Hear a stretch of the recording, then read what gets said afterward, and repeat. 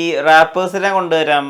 സൂരജിന്റെ കൂടെ Suresh Kurup already proven ആയിട്ടുള്ള ഒരു മ്യൂസിഷ്യൻ, അതിന്റെ കൂടെ റാപ്പേഴ്സിനെയും കൂടി റോപ്പിയ ഇംബീച്ചിയെ കൂടി കൊണ്ടുവരിക എന്നുള്ള ആ തുടക്കം തൊട്ടേ ഉണ്ടായിരുന്നു. തുടക്കം തൊട്ടേ ഉണ്ട്. കാരണം നമ്മളൊരു റാപ്പ് മ്യൂസിക്കിലേക്ക് ഷൈൻ്റെ വിഷ്വൽ കൊണ്ടുവരാം എന്നുള്ള ഒരു പ്ലാനാണ് ആദ്യമേ ഉണ്ടായിരുന്നത്. നമ്മൾ ആദ്യം ഇത് പ്ലാൻ ചെയ്യുന്ന സമയത്ത് സൂരജും അവരായിരുന്നില്ല, പല മ്യൂസീഷ്യൻസ് നമ്മൾ പ്ലാൻ ചെയ്ത അവസാനമാണ് ഇമ്പച്ചിയും സൂരജും എന്നുള്ളൊരു സ്പേസിലേക്ക് എത്തിയത്. അപ്പൊ അവർ തന്ന ഔട്ട് നമുക്ക് ഭയങ്കരമായിട്ട് വർക്കൗട്ട് ആവുകയും അങ്ങനെയാണ് ഇതിലേക്ക് എത്തിയത്. അപ്പൊ റാപ്പ് എന്ന പരിപാടി ആദ്യമേ പ്ലാനിലുണ്ടായിരുന്നു. കാരണം ഇപ്പോൾ ട്രെൻഡ് ആയിക്കൊണ്ടിരിക്കുന്നത് റാപ്പാണ്. അപ്പൊ അതുകൊണ്ട് അത് പിടിച്ച് നമ്മൾ ഇന്റർവ്യൂ എടുക്കാൻ വേണ്ടി വരുന്ന സമയങ്ങളിലൊക്കെയും ഷൈൻ്റെ കൂടെ എല്ലാ സമയത്തും സഹചാരിയായിട്ട് അച്ഛൻ ഉണ്ടാവുമായിരുന്നു. പലപ്പോഴും നമ്മൾ പറയാമല്ലോ, ഒരാളുടെ ഒരു ഗൈഡായിട്ട് ഒരാളൊപ്പം ഉണ്ടാവുക എന്നുള്ളത്.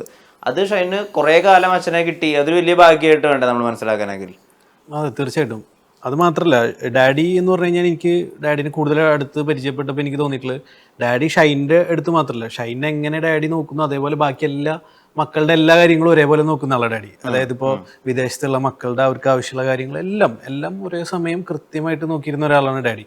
പിന്നെ ഡാഡി വന്ന ശേഷം ഷൈൻ്റെ എല്ലാ കാര്യങ്ങളും ഇപ്പോൾ നമുക്ക് ഷൂട്ടിംഗ് ഡേറ്റ്, ഇപ്പോൾ ഈ ആൽബത്തിന് തന്നെ എനിക്ക് അതിൻ്റെ ഡേറ്റ്സും കാര്യങ്ങളും എല്ലാം ഇപ്പോൾ ഒരു പാച്ച് ഷൂട്ട് ചെയ്യാനുണ്ടായിരുന്നു. പാച്ച് ഷൂട്ട് ചെയ്യാനുണ്ടായ സമയത്ത് ഞാൻ പോലും അത് വിട്ടുപോയിട്ട് ഡാഡി എന്നെ ഓർമ്മപ്പെടുത്തായിരുന്നു, നീ വായോ ഇവിടെ വായോ. അന്ന് രാമേശ്വരത്ത് ഷൂട്ട് ഉണ്ടായിരുന്നു, അപ്പോൾ ലുക്ക് മാറും, അപ്പോൾ അവിടെ വന്നിട്ട് കൃത്യമായിട്ട് എടുക്കുക എന്നൊക്കെ കൊണ്ട് ഡാഡിയാണ് നമുക്ക്. ഡാഡി ഒരു കുറേ സമയം കഴിഞ്ഞപ്പോൾ ഡാഡി എല്ലാം പഠിച്ചു. പിന്നെ ഡാഡിയുടെ പ്രൊഡക്ഷൻ്റെ സമയത്ത്, ഡാഡി പ്രൊഡക്ഷൻ ചെയ്യുന്ന സമയത്ത് അതിൻ്റെ കാര്യങ്ങൾ കൂടുതലും എന്നെയും സോഹനയായിട്ടാണ് പുള്ളി എപ്പോഴും സംസാരിക്കാറ്. അദ്ദേഹത്തിന്റെ കൈകളുണ്ട്. ഉണ്ട്. ഡാഡി ആണ് ഗാങ് ബി മാനേജ് ചെയ്തിരുന്നു ഡേറ്റ്സും. ചാർട്ടിംഗ് പുള്ളിയുടെ കയ്യിലായിരുന്നു. അതെ, പക്കാ ചാർട്ടിംഗ് ആണ്. ഡാഡി ആദ്യം മാനേജറുടെ ജോലിയും കൂടി എടുക്കുന്ന സമയത്ത് ഫസ്റ്റൊക്കെ അറിയാൻ കുറച്ച് ബുദ്ധിമുട്ടുകളുണ്ടായിരുന്നു. പക്ഷെ പഠിച്ചു കഴിഞ്ഞപ്പോൾ പുള്ളി വളരെ നീറ്റായിട്ട് എല്ലാ ഡേറ്റ്സും കാര്യങ്ങളൊക്കെ ക്ലിയർ ചെയ്തിരുന്നു. പിന്നെ എന്തെങ്കിലുമൊക്കെ ഡൗട്ട് ഉണ്ടെങ്കിൽ എല്ലാവരുടെ അടുത്തും ഡിസ്കസ് ചെയ്യും പുള്ളി. ഇപ്പൊ ഡാഡിയും മമ്മിയും അത് ഇപ്പൊ നമ്മളെടുത്തായാലും സോഹന്റെ അടുത്തായാലും അല്ലെങ്കിൽ വേറെ ആൾക്കാരുടെ അടുത്ത് അറിയാത്ത കാര്യങ്ങളൊക്കെ കൃത്യമായിട്ട് ചോദിച്ച് മനസ്സിലാക്കി അങ്ങനെ ചെയ്യുന്ന ഒരാളായിരുന്നു ഡാഡി.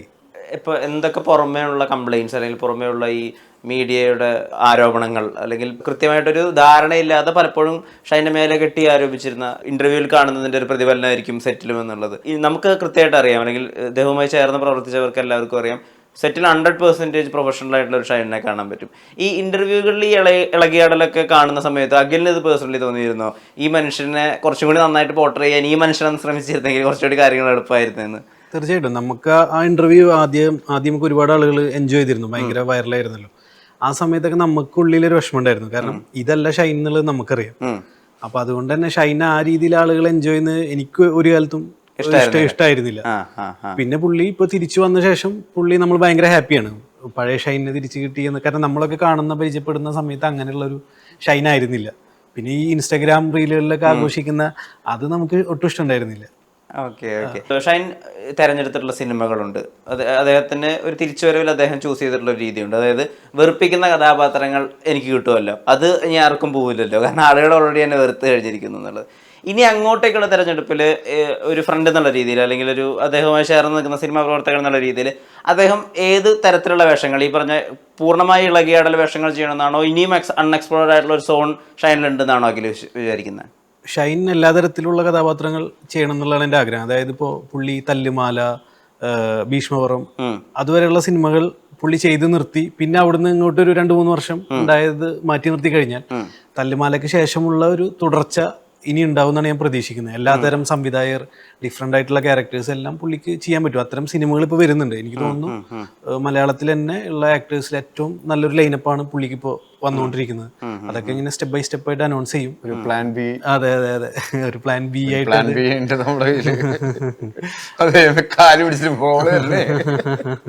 ഈ പ്ലാൻ ബി എല്ലാ കാലത്തും ഉണ്ടോ? അതായത് പ്ലാൻ ബി നമ്മുടെ കാലിന്റെ പ്രൊഡക്ഷൻ കമ്പനിയുടെ പേര് പ്ലാൻ ബി. അതല്ല, എനിക്കിത് പലപ്പോഴും അത്ഭുതം തോന്നിയിട്ടുണ്ട്. അത്രയധികം പ്രശ്നങ്ങൾ നിൽക്കുമ്പോൾ അവിടെ നിന്ന് അങ്ങോട്ട് പിന്നെ ഏറ്റവും ഫൈൻ ആയിട്ടുള്ള പ്രൊഡക്ഷൻ ഹൗസസ്, ഏറ്റവും ഫൈൻ ആയിട്ടുള്ള സംവിധായകർ, അതിൽ അമൽ നീരദുണ്ട്, അനുരാജിന്റെ ഇഷ്കുണ്ട്, പറവയുണ്ട്, ഏറ്റവും മികച്ച സിനിമകൾ, ഖാലിദ് റഹ്മാന്റെ നായകനായ സിനിമയുണ്ട്, അതുപോലെ തന്നെ തല്ലുമാല അതിലും നായകൻ തന്നെയാണല്ലോ ഒരു തരത്തിൽ സിനിമകളുണ്ട്. ആ സുഹൃത്തുക്കളിലുള്ള വിശ്വാസം ഹെൽപ്പ് ചെയ്യുന്നതാണ് ആ സമയത്തൊക്കെ. അത് ചിലപ്പോ നമ്മളെ ഹെൽപ്പ് ചെയ്യാനും കൂടിയിട്ട് വേണ്ടിയിട്ടായിരിക്കും അവരൊക്കെ വരുന്നത് ആ സമയങ്ങളിൽ. ഓക്കെ, നമ്മുടെ കൂടെ നിന്നിട്ട് ആശ്വസിപ്പിക്കുന്നതും അല്ലെങ്കിൽ നമ്മൾ അങ്ങനെയല്ല എന്നുള്ള പ്രസ്താവനകൾ ഇറക്കുന്നതും മാത്രമല്ല, നമുക്ക് വേണ്ട സമയങ്ങളിൽ നമ്മളെ അവര് പടത്തിലേക്ക് വിളിക്കുകയും നല്ല ക്യാരക്ടർ തരികയും ചെയ്യുന്നതും കൂടി സപ്പോർട്ടാണ്. അത് വലിയ സപ്പോർട്ടാണ്. അത് അവര് എല്ലാവരും അതാത് സമയങ്ങളിൽ ചെയ്യാറുണ്ട്. ഷൈൻ പലപ്പോഴും ഈ ഇന്റർവ്യൂവിൽ പറയുന്ന ഒരു കാര്യം ശ്രദ്ധിച്ചിട്ടുണ്ട്. അത് സുഹൃത്തിനോടെ ചോദിക്കാൻ പറ്റൂ. ഞാൻ വളരെ സെൽഫിഷായ ഒരു മനുഷ്യനാണ്, എനിക്ക് നല്ലൊരു മകനല്ല, ഞാൻ നല്ലൊരു അച്ഛനല്ല, ഞാൻ നല്ലൊരു സഹോദരനല്ല എന്നൊക്കെ പറയുമ്പോൾ നല്ലൊരു കൂട്ടുകാരനല്ലേ അദ്ദേഹം?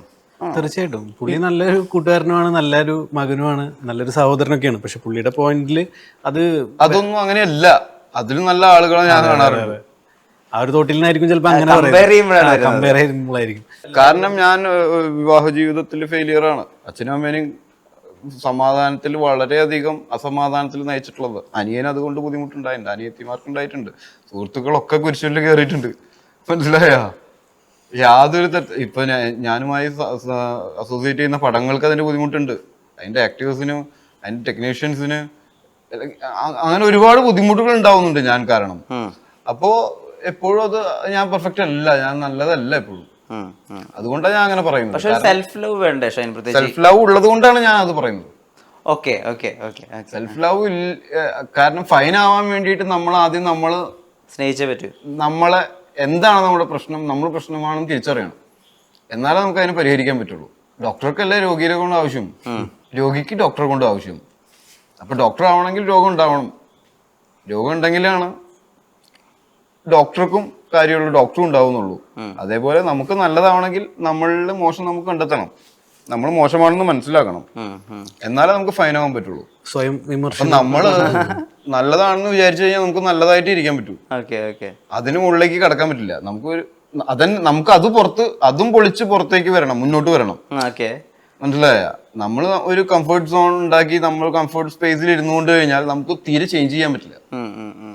നമ്മൾ തന്നെ അതിന് ബ്രേക്ക് ചെയ്യണം. നമ്മൾ തന്നെ ബ്രേക്ക് ചെയ്യണമെങ്കിൽ നമ്മൾ തന്നെ വിചാരിക്കണം അത് ശരിയല്ല, ഞാൻ ചെയ്യുന്നത് ശരിയല്ല എന്ന് മനസ്സിലാക്കുന്നിടത്ത നമുക്ക് പുതിയൊരു നല്ലതിലേക്ക് കടക്കാൻ പറ്റുള്ളൂ. അഖിൽ, ഇപ്പോൾ സുഹൃത്ത് എന്നുള്ള രീതിയിൽ ഇതിനെ ഇപ്പോൾ നമ്മളൊക്കെ വിമർശിക്കുമ്പോൾ, മാധ്യമപ്രവർത്തകരൊക്കെ വിമർശിക്കുന്ന സമയത്ത് ഇപ്പോൾ ഷൈൻ്റെ അഭിനയത്തിലൊരു റിപ്പീറ്റേഷൻ വരുന്നു, അല്ലെങ്കിൽ ഡയലോഗുകൾ വ്യക്തമാവുന്നില്ല എന്നൊക്കെ പറയുമ്പോൾ തിരിച്ച് തർക്കിച്ചിരുന്ന ഒരു ഷൈനെ നമുക്കറിയാം. പക്ഷെ കൂട്ടുകാരൻ എന്നുള്ള രീതിയിൽ ഇപ്പൊ ആ റിപ്പീറ്റേഷൻ ഫീൽ ചെയ്തൊരു സമയം ഉണ്ടെന്ന് ഇപ്പൊ തന്നെ പറഞ്ഞല്ലോ. ഇത് പറയുമ്പോ റെസ്പോൺസ് എങ്ങനെയായിരുന്നു? നമ്മളങ്ങനെ മുഖത്തടിച്ച പോലെ പറയാറില്ല. അങ്ങനെയാണ് നമ്മൾ കൂടുതൽ. പക്ഷെ ചില സമയത്തൊക്കെ നമ്മൾ പറഞ്ഞിട്ടുണ്ട് ചെറുതായിട്ടൊക്കെ. അപ്പൊ പുള്ളി അതിന് ആ രീതിയിൽ തർക്കമൊന്നും ഉണ്ടാവാറില്ല.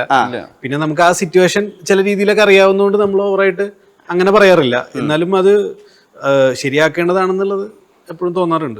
ഈ പാട്ട് പാടുന്ന ഒരു ഷൈനെ ആലോചിച്ചിട്ടുണ്ടോ? പാട്ട് പാടുന്ന കണ്ടിട്ടുണ്ട്.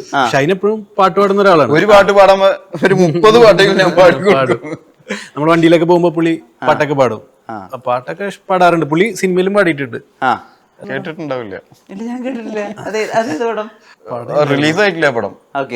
പാട്ട് റിലീസായിട്ട് കൊച്ചിയാം പറഞ്ഞൊരു പാട്ടാ. അപ്പോ ഇനി മുമ്പോട്ട് പോകുമ്പോ പടങ്ങളൊക്കെ ചെയ്യുമ്പോ എന്തായാലും ഒരു പാട്ട് ഷൈനെ കൊണ്ട് പാടിപ്പിക്കണം എന്തായാലും.